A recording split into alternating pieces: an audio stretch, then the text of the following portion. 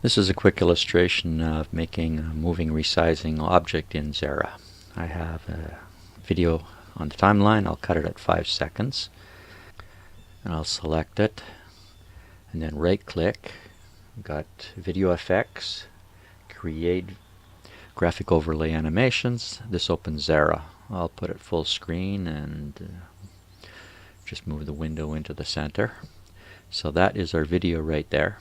We have the frame gallery and animation gallery at the upper right, and by default this will advance the frames at a half a second each time you click copy.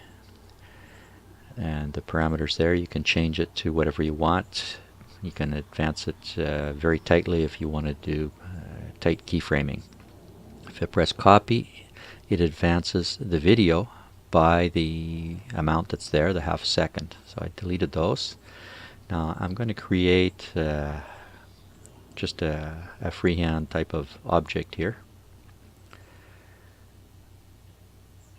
When you close this type of object, it gets a fill. I'll change it to red. And I have to give it a name. Otherwise you can't animate these. They'll just stay static. Now when I press on copy, the video advances a half a second.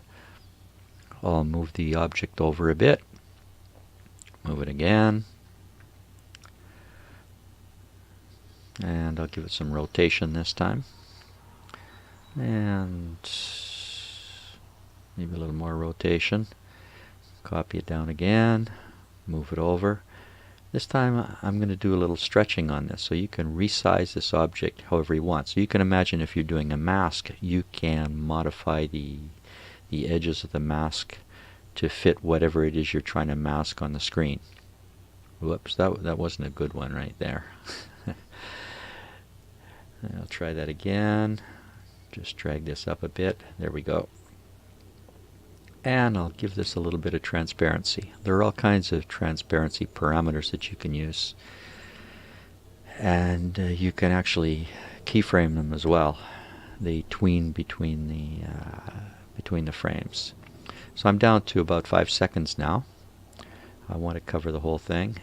I'll exit here. By the way, don't press on this button here because it might cause it to crash. So exit. This creates a Xara animation on the timeline, and look what it does. Moves and resizes just as we said.